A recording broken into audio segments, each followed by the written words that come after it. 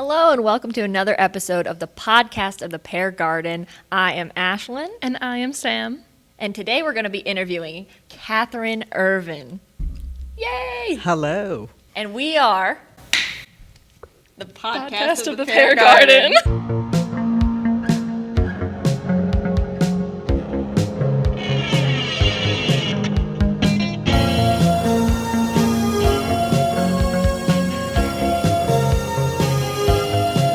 Thank you for being here with us today, Kathy. Well, thank you for inviting me. So we know that you've been involved in the theater for a very long time, especially here. And we wanted to start off by asking, what did you study in school? Was it theater? Yes, I have a BFA, a Bachelor of Fine Arts, in performance. I was an actor as an undergraduate and then went to graduate school, and I have an MFA in directing, actually. All right, that's very interesting that you started with performance and then went into directing. What caused you to pivot in that way or want to explore directing? I pivoted, nice choice of words, because I was so interested in everything that was going on the stage. And my professor, the professor I worked with most frequently, Martin Molson, was the one who said, when it came time to think about graduate school, he said, you should think about directing because you are interested in everything. And that is the position of the director compared to the position of the performer, which is communicating, through themselves to the audience. I had a long background in being involved in making theater out of everything from high school even. So that sort of made sense to me. And I said, okay, I will see what happens with that. So I auditioned. I went through the University Resident Theater auditions, the ERDAs, and auditioned as a potential directing candidate and was selected and went to Illinois State University. My undergraduate is from Wayne State University in Detroit, where I am from. Oh, you moved around a lot then. for the... Illinois is not that far. It's an 8-hour drive. Yeah, but now you're here. And well, yes, that's true. The other side of the country. So I guess I should ask, what brought you here to California? The job, of course. I was teaching I finished my master's at Illinois State in directing, taught part-time there for a couple of years, and then got my first job at Michigan State University in Lansing, Michigan. So I went back to Michigan. I worked there for 6 years and then left there to come to Cal State to accept the job that I have had for 1,000 years. Not quite 1,000. 999. No, just kidding. So, going back to the beginning of it all, what really drew you to theater in the first place? What was the reason, you decided to go to schooling for that? Well, okay. Is this a podcast? Is it a long story short? I was part of a collective in 1971. My good friend Michael Dinwiddie, who taught here for some time, we produced one of his plays some years back. Michael Dinwiddie and I saw a play called Ceremonies and Dark Old Men, and that set us off to making our own theater. But before that, I came from a family where my mom and dad supported all of the arts. So on the weekend, we were going to go to a gallery. We were going to go to a puppet show. We were going to go see a dance thing. We were going to, all of those things that they could find that were cultural kinds of things. I took dance classes. I was in the craft room at the Y. I was in the, so I had this kind of mashup background of lots of artistic kind of stuff that was sort of it's after school, you're going to go do something, right? Well, Michael and I saw this play, and it was in a little tiny theater, and it was a very exciting play. And we said, we could do this. We could do a play. We could totally make a play. And so we went home, and he wrote a play, and I wrote a play, and we gathered our friends, and we were off to the races. So from 1971 to about 1977, we ran a youth theater company in the city of Detroit. We performed all over the city. We produced work that we wrote. We put together Black History plays. We made up stuff. We did what would now be called socially relevant theater. At that time, we were just devising stuff to respond to the moment. This was the 70s, right? So everything was going on. The Vietnam War, the women's rights movement, et cetera, et cetera, et cetera. So we just were making art to go along with that.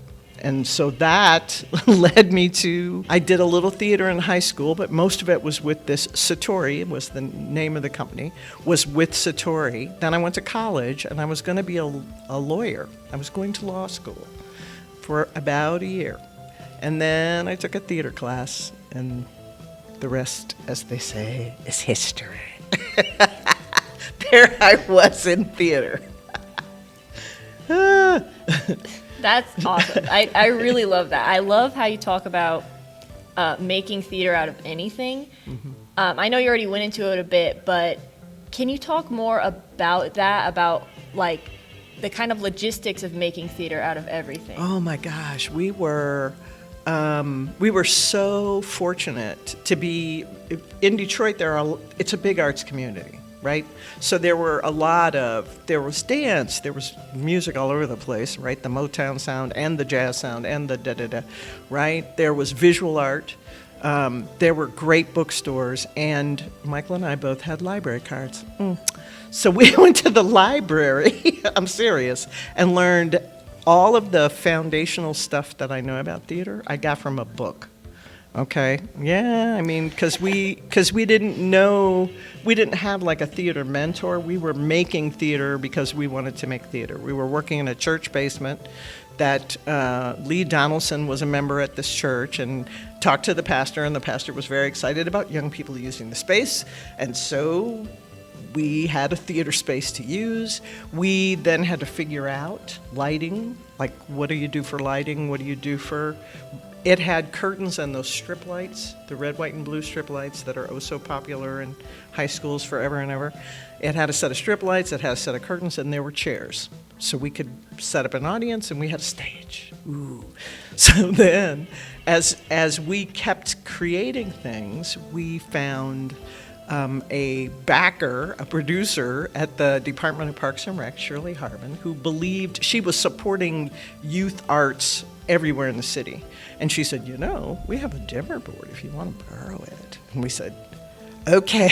So we borrowed this dimmer board that weighed a ton, that we had to figure out how to get down the stairs and into the basement theater and get the janitor to help us connect it. And then we read the stage lighting book. It's one of the earliest ones to figure out like how many lights do you need, where do you put them, how do you hang them on the trees, et cetera, et cetera.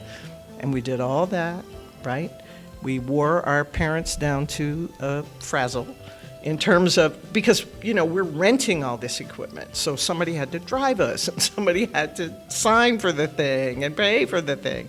And then we would pay them back out of whatever the receipts were from the shows. And we got some backing from the record store around the corner and the cleaners and they would, okay, we'll give you a $20 donation or whatever. So we literally made theater in that way. It was crazy. But there were 40 of us or 30 of us all excited about this idea that you could create stuff. You could create your own stuff. You could create stuff that was outrageous. You could create stuff that was sad. You could create stuff that was funny. And there was an audience for it. There were people who would watch that. So we did, and it was amazing. It was an amazing time. Sounds amazing. How do you think that like those experiences contributed to the way you direct and the way that you help to produce a show now? I learned so much. That was sort of the beginning of understanding that there are many people smarter than you, and you should listen to them, because we made our share of mistakes, right, in terms of putting things together and, the ways we set things up. We also made discoveries, like, if we do it this way, then... this other thing will work even better. So I remember the first time I lashed flats together. This is a very old technique of attaching two wooden flats, lashed them together for one show, and then pulled them apart, and we brought in the next set, and it was like a magic trick, right? Oh my gosh, you could do that. Oh, it was amazing. This is before all the technology that we now think of as like, oh, this is a regular part of how theater gets made. So that excitement and interest, now what I do professionally as I direct, is me paying attention to all those little tiny pieces that I learned about when I was making that first theater, right? Is me saying, okay, what does the writer need? Because the writer will argue with you and the writer will get mad at you, right? In those days and still today, what does the audience need? How are they going to get in? How are they going to get out? What's going to be their experience as they're sitting in the theater? What does the actor need? How do they get on and off stage? What are they doing while they're on there? How do they get lit? You know, all of that stuff, all of that, and that idea of constantly asking questions, because that's, I guess that's my approach, is what are the questions that we have to answer? What's the big giant question? What are the small questions that add up to the big giant question? Blah, blah, blah. So all of that came out of that. Making theater in this church basement, craziness. Many of the artists that I worked with, many of those young people went on to become artists, went on to perform in New York, became members of the Alvin Ailey Company, you know, are professional musicians. So we all sort of grew into the creative maker world in some kind of way. And even people that didn't grow directly into the theater still grew to be great collaborators, grew to be like I just reconnected with one of our members who's working with the government, and her job is, you know, she facilitates, right? She's the coordinator. She's that kind of stage management type person. So it was a lot of that. That's really helpful. Sorry, I was so enamored with all that. I was like, wow, that is so amazing. It was amazing. But it was an amazing time. And, you know, and as artists, you have to think about what's the moment you're in right now, because this is a really different moment, Absolutely. Right? Absolutely. Right? You have so much technology, and you have so many things that you can say, oh, I can do this right now. I can.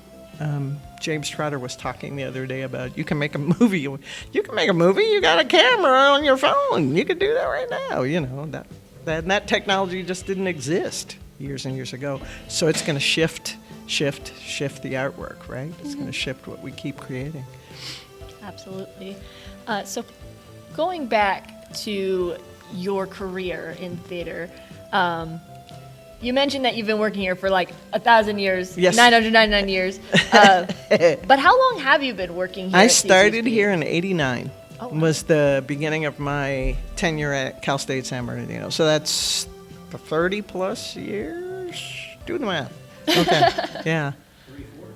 34. Yeah. 36. 36. Yes. Coming Yeah. up on the big 4-0. Yes. And I'm retired. I mean, I'm not officially working here, but I'm still working here. You know what I mean? Because you never leave the places that you really like working. And you're currently involved with the new building. Is that Yes. true? I am on the fundraising committee for the new Performing Arts Center, which is really interesting because they were planning this building in 94, 95. So this is, I think, the third iteration. So I'm collecting the evidence that I have. There was actually a point at which there was a plan, there was a footprint, and where does it go, and how's it going to look? That's now 30 years old, so that one didn't go. There was a second plan. I don't think they got as far as a footprint because I think economically something happened. And then this one. So this is like completely different than either of the other two versions of what this building would be. So it'll be really interesting to see. And it's not open yet. So what will it be? Let's find out. Yeah, we're gonna see. We're gonna see. Yeah. So if any of our listeners would like to be a part of that campaign, let me encourage you to make a donation. And I will share that one of my mentors, one of the, I had the opportunity to work with a lot of great teachers, great directors during the course of my career. And one of them, Vernell A. Lilly, said in some conversation we were having, she said, you're in the theater? I said, yes. She said, well, put your money where your mouth is. You should be donating. How much did you give? You know, if you gave $20, you could keep some seats open in a theater somewhere. You should be donating. Okay. Now, that was when I was a new professor. So as I went on in my career, I was like, okay, let me figure out how can I give a little money to every little theater. And as artists of the theater, we are the theater. We are the thing. So we have to buy a ticket or volunteer to usher or show up for the paint day or, I mean, that's part of our responsibility. We don't just get to say, yay, I'm an artist and I'm over here. No, you got to keep making it every single solitary time. That's the one thing I always loved about working here. I have loved about working here is how collaborative it is, right? And you don't get that sense of collaboration in your day-to-day with just an average job, right? But at the end of the day, we all work together to make sure that whatever goes on stage is the perfect thing that it could possibly be within our grasp. Yes. In order to place that donation or to make that donation, is there a website you could tell us about? I think you can go to www.theater.csusb.edu. csusb.edu/theater-arts. We'll make sure that we've got the website up There's right a link now so there, we can yes. It'll check it be out. on the screen. I'm pointing at it. That's right. Maybe. That's right. It'll be there. And there are opportunities for naming. Should you like to make a very generous donation, we could name a space after you, or you could purchase a chair in the theater. I mean, so there are lots of ways to be a part of the campaign. And we'd love to have all of our PPGs involved and represented. That would be so awesome. Is it going to end up being the Kathryn Ervin Performing Arts Center? I don't think so. I'm working on it. So, like, throughout your career, what is one of the most, like, exciting types of projects you like to work on? Oh my gosh. This place, Scott was saying, you know, the great thing has been collaborations. I have had so much fun here over these many years. And the most fun for me, and several of us who are involved in the department have talked about this, Lee and I, and Harlan and I, and Margaret and I. The most fun is when it was a big, giant mess and a major problem that we had to solve. Because that's when everybody's brain is super activated. Like, okay, how do we make this happen? I don't know. Okay, let's try this. And that's when it's the most exciting. So in every season, in every show, there's been an opportunity for the crazy. The last thing I did here was Pippin, and that making the curtain drop. That was a huge, giant, okay, how do we get everybody on stage, and where are they standing, and what happens? I mean, we had choreographed that within an inch of its life. But it was a beautiful moment, right? And that was very fulfilling. Okay, we are rolling.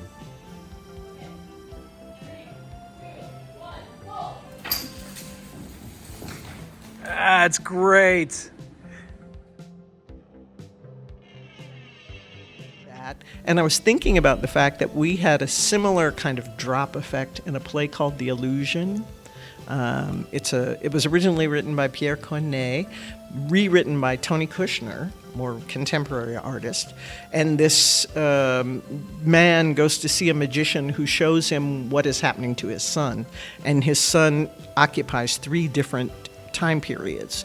So Lee Lyons, the crazy, came up with 3 entirely different sets that then had to move on and off the stage, and the costumes had to move with the characters. So so the first time we meet the son, he's in one period, and the second time we meet the son, he's in a second period. And for each one of these, in the process of designing it, we put together every stage trick we could think of. That's what made it fun, right? So we had the drop, the giant whoosh, where the scenery dropped. We had a set that was that was sort of this proscenium old style thing that came on stage, and then we had sort of a neutral rake stage that was part of the set. It was insane. So that was a really fun one. We created the Hamlet, the artist formerly known as Prince of Denmark, is a legendary show that we took a scene to the Kennedy Center.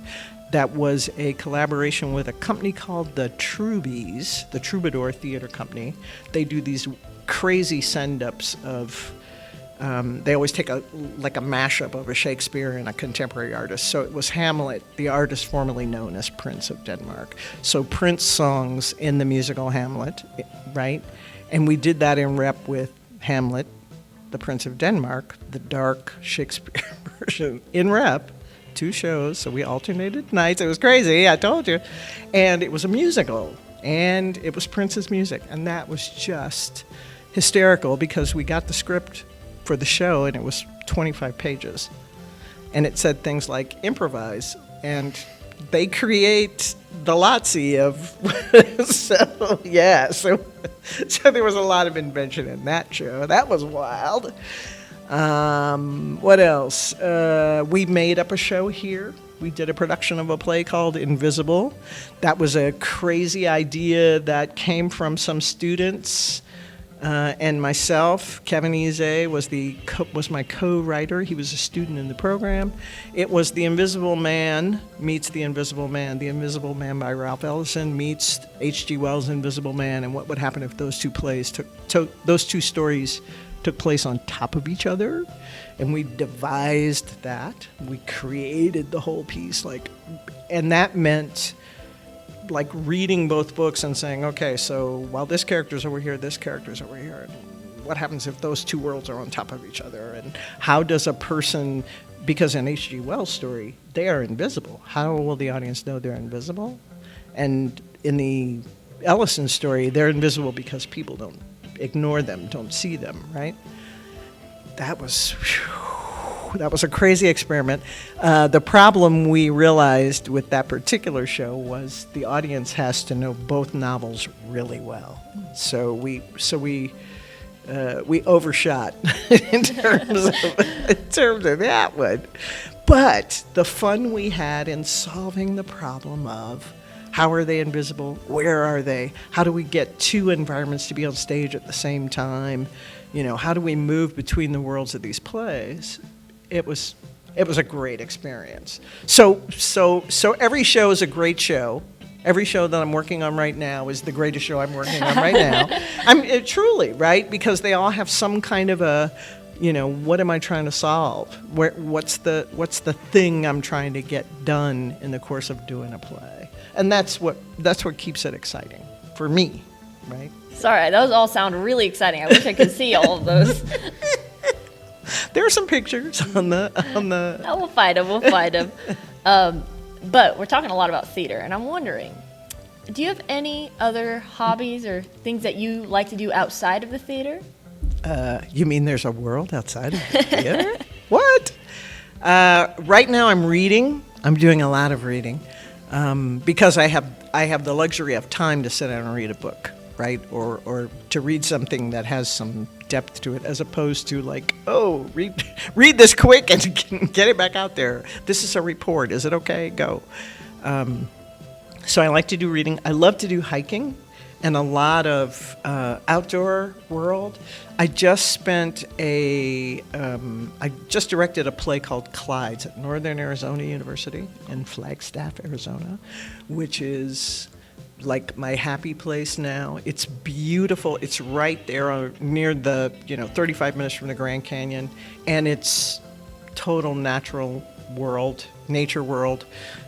So every morning I could get up and go for a 45-minute hike in any direction into a different part of a national forest. It was amazing. I loved it. There were elk and deer and all that jazz.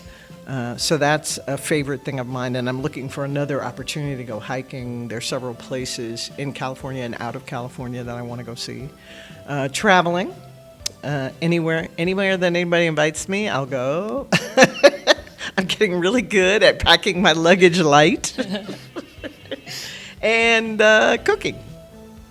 I like to cook. I really like to cook, especially if you have time to cook and you're not trying to like make a meal in 3 minutes. It's really hard, 3 minutes. What's one of your favorite like dishes to cook that you always just go back to? Oh, my brother brought me a bundt cake pan. Bundt cake is lovely, and anything that's a like roasted sheet thing or a crock pot thing, so especially in the winter, like when you can make stews and things that are like in the house for a couple of hours simmering and all that. I love that. And coffee. Really good coffee is important. Yes. Yes. Are there any hobbies that you just want to have time to do, but you just haven't found the time yet? Well, I would, yeah, I was going to say house cleaning, but that's not really a hobby. Organizing, that's not really a hobby. It can be. It can be. Okay, organizing. Let's lean into that. And trying to, to get things in places where I can put my hands on them and it doesn't become a search every single solitary time I'm looking for something. Yeah. I'm intrigued with music. I'm trying to learn to play the ukulele. Yes, but, you have to practice to be good at it. And I haven't quite found enough time to practice. Yes. There you go. That's the answer. So outside of what we just talked about with the hobbies and outside, well, it can be in theater. What do you wish people knew about you? Ooh.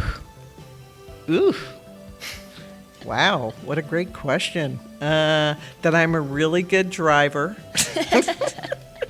I am. I believe it. I'm a good driver. Gee whiz, that you don't already know? Wow. Or like that someone who first met you, you'd be like, this is what I want you to know. Oh, I think I am a really good teacher. I think that is, in fact, I identify myself as an artist educator because not just making art, but the teaching of making art is like, that is my sweet spot. That's my wheelhouse. That's the thing that I think is exciting to people that I'm working with now. I've done a couple of professional jobs, and they have, the response that I'm getting from the artists that I'm working with is, you explain things so clearly and you talk about things so, I just could listen to you all day. And I'm like, okay, but that's what it's kind of what we do in the class, but okay. You know what I mean? So that is who I really, really am, is that artist educating person. Okay, then do you have any advice you'd give to somebody who wants to go into, artist education? I would say that it is so hard. The hardest thing about it is forgiving yourself and understanding that failure is part of the process. I think that so many people come into the art form and they really want it to be perfect and great, and they beat themselves up or they punish the people that they're working with because it's not, it's not doing what it's supposed to do, and the art happens when you go, oh, that was kind of a bomb. Let's try it again. Let's make it a different way. But that requires so much letting go, and it's really hard to let go, especially when I think we think about the arts as this kind of thing that you're pushing, but the push and the pull has to be the same. Duke Ellington said, it don't mean a thing if it ain't got that swing. You know what I'm saying? That it's got to push and pull. You cannot just push, right? Yeah, and I think that's the advice I would give anybody who's a maker, anybody who's thinking, who's wanting to be a better maker is you got to allow it. You got to let it do its thing, and you got to make a mess, and you got to say, okay, well, that was not good, because I've had my share of not goods. Thank you. In order to make the next good, right? And what was the good in there, and how can you keep making that thing go? I like that. I like the push and pull. Yeah, it's very true. It's very true. If you listen to music, great swing music is about just, being a little bit behind the beat, right? The guys who could really swing, they were just letting it happen. They weren't saying, okay, 1, 2, and 4, 1, 2, and 4. Maybe they were at the beginning, but by the time they really got to swing, they were just letting it happen, That's a lesson. So, like, out of your time being at CSUSB, what are some of the favorite courses you've done? Ooh, I had a wonderful time with every class that I taught, because they're just, what could be more fun than sharing wonderful things about the theater. One of my favorites was the African Arts History class I taught with Andre, because that was so crazy. It was lovely. It was lovely to teach collaboratively. Collaboration is my thing, right? And I got to teach with Andre, and it was African arts. And we taught everything. We taught theater, music, dance, history, you name it, it was in there. And it was so much fun to be exploring with someone else. The course started with Yvonne Atkinson, who was a former faculty member. She and I developed that course as a capstone, right? So it was a humanities capstone class, and the idea was she was an English professor. I'm theater. We're going to teach English and theater together. And then it morphed, and I taught it with Ray, I want to say Briggs, but that may be the wrong last name, who was a music professor. So then it was theater and music. And then Andre and I taught it as theater and design and literature. So the class changed every time. But that meant every time I taught it, I got to learn something else, right? I got to say, oh, well, let's lean over into this. Let's do some more hip hop. Let's do, whatever. So that was a really fun one. And one of my other all-time I taught improv, which was a blast.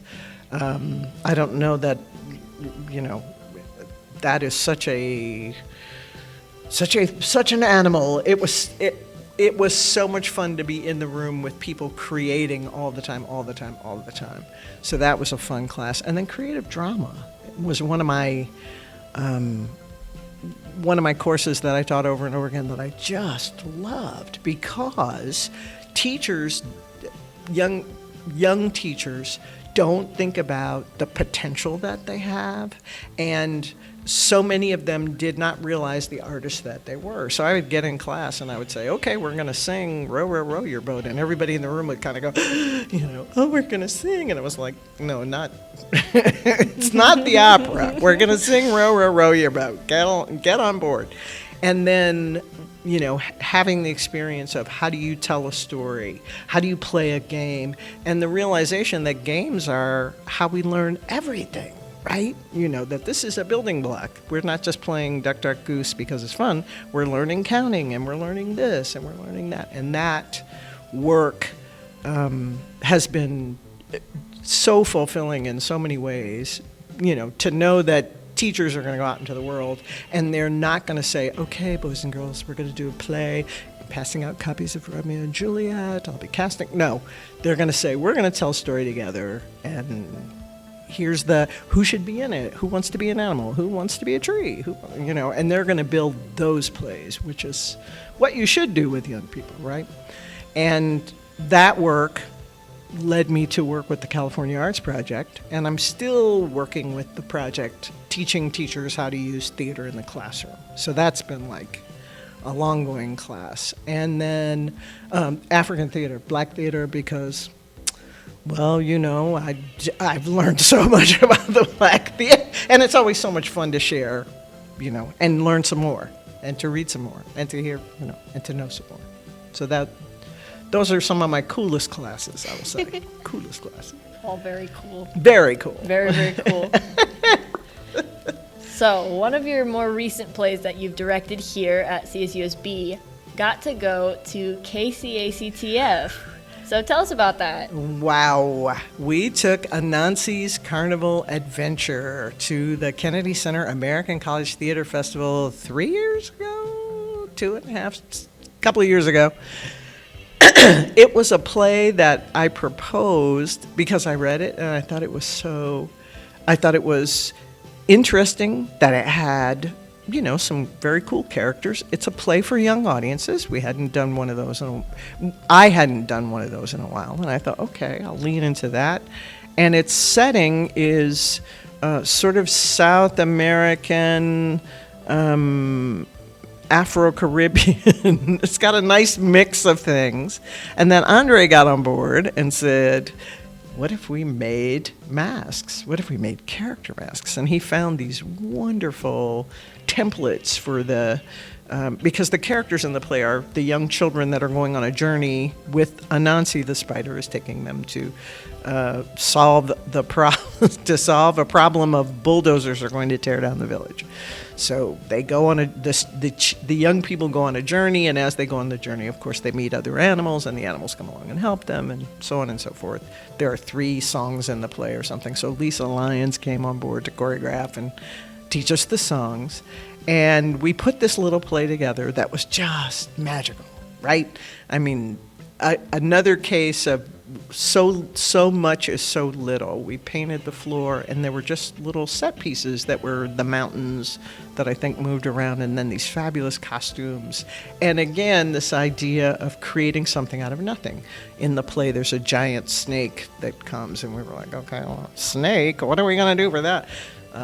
And so the actors experimented with that. We brought in a piece of cloth. We made something up, and then the wonderful designer made it into something else. So the Kennedy Center respondents came to see it and said, oh my gosh, this is so cute. Would you like to bring it to the festival? And we said, yes, of course we would. And it was built to travel. So shows for young people typically, well, I can't say typically because Beauty and the Beast doesn't travel, right? Well, it does, but never mind. This was small, built to travel. So we took it to the festival and had an opportunity to put it on the stage there. The festival experience is kind of amazing because we drove over, I think, that morning and the day before, we took everything over in a truck.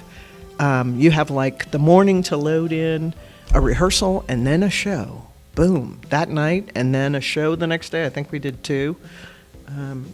Was it 2 or 3? I can't quite remember. You weren't there? Oh, sorry. I think we did 2. And then you had a strike, and all this is in a time limit. So it was rather like, storming the Bastille. All right, we're going to line up this and this and this. We're going to all go in this way. Everything is going to be organized. We had these giant tubs that were, this goes backstage left, this goes stage right, all that. It was just so fun and so wonderful. One of the exciting things about taking a show to a place like that is, number one, figuring out how it's going to move, and the collaboration, the number of people that have to say, yes, we will do that. We will put it in crates, we'll pack it up, we'll fold it carefully so that it can be unpacked, we'll bring a steamer and we'll be back. All that yesing, right? All that organizing, getting it there, getting it up on stage, making the show go, and then taking it all away. It's like a superb magic trick, right? Magic trick writ large. And you're going to the Kennedy Center. So the audience is all made up of theater makers, like the theater makers on stage. So the evening performance, when as the play started, the audience just roared, yay! When they saw, and we're in the booth like, oh, okay, it's gonna be that kind of show, all right. They cheered, and they stamped and clapped when things happened. There were these amazing puppets in the show. They just hysterical laughter. I mean, it was so the fulfillment of performing for a group of people that know what you're trying to do, appreciate what you're trying to do, and really, are just gonna love on you for that. It was great. It was exhausting, but it was really wonderful. It was a really wonderful experience. We'd do it again. No. Scratch that.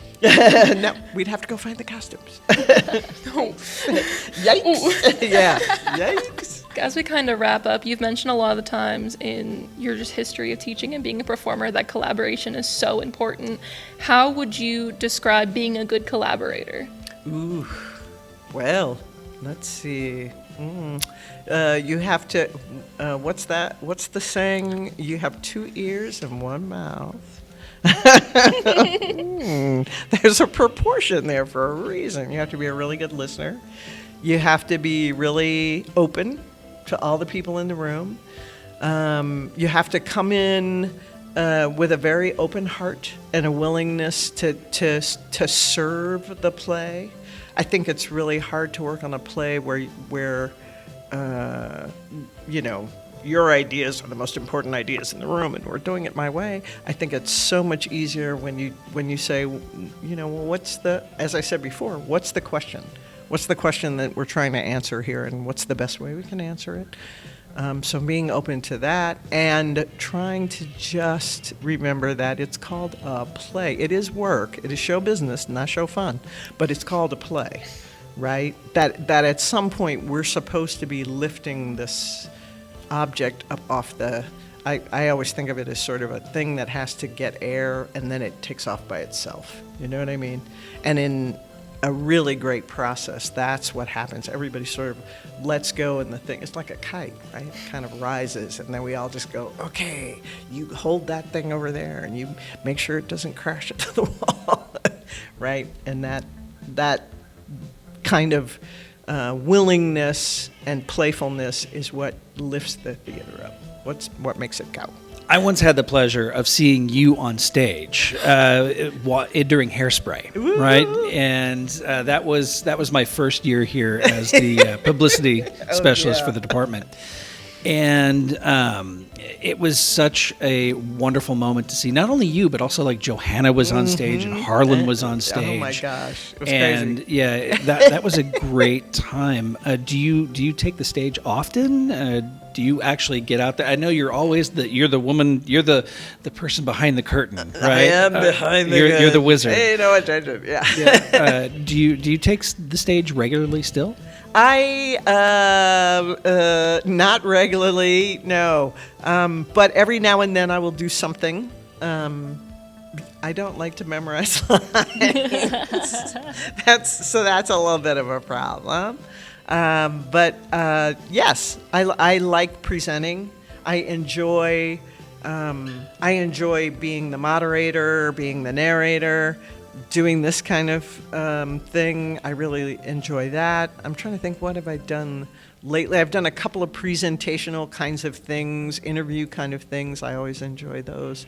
So yes, I like performing, and I come back to it. I love storytelling.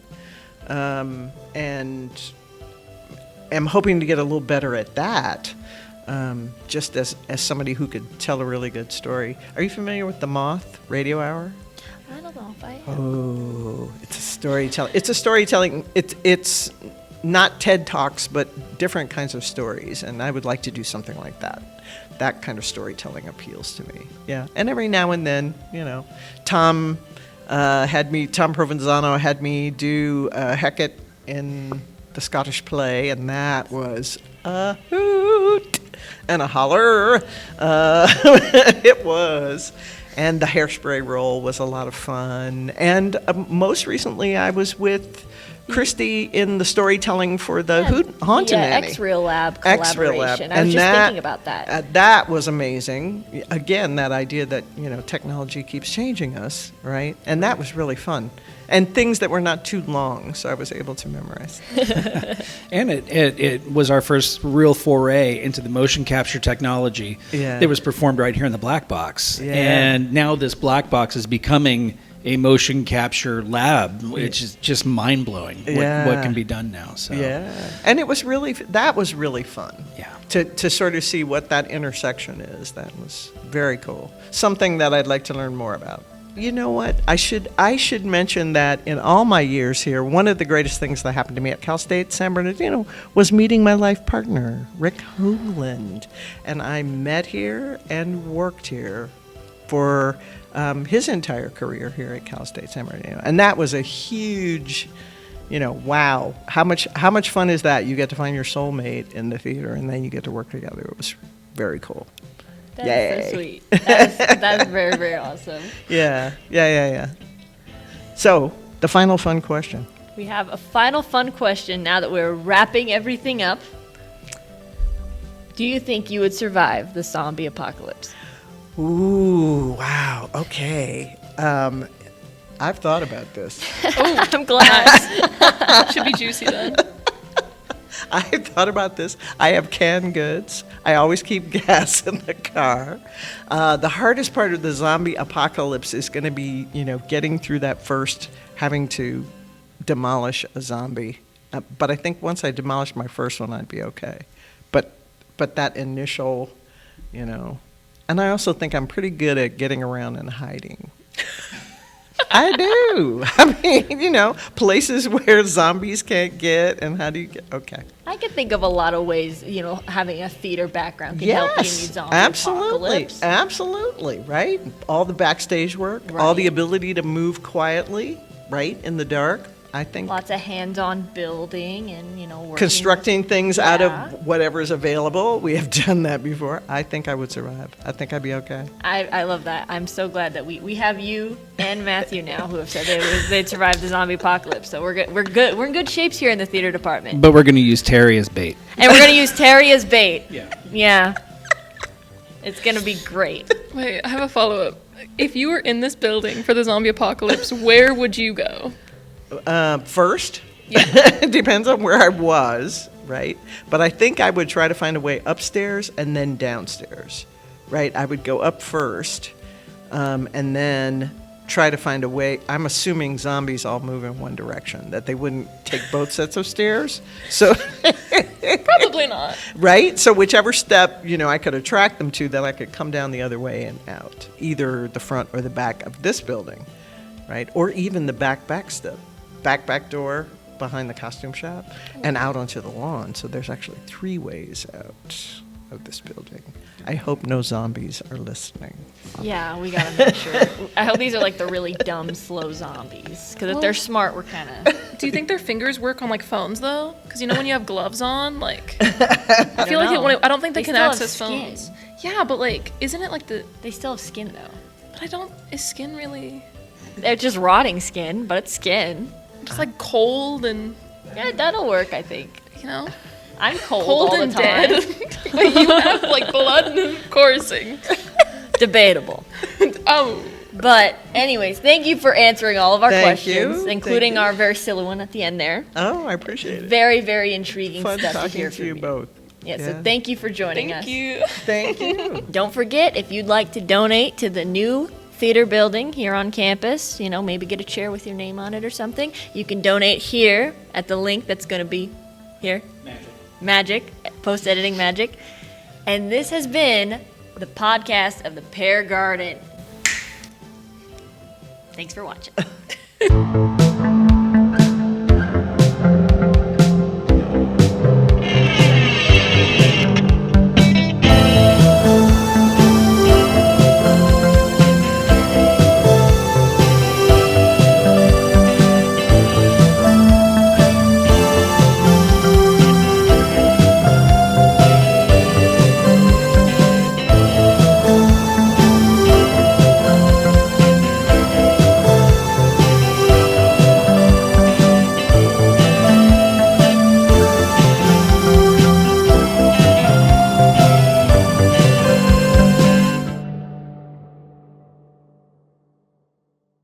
The players.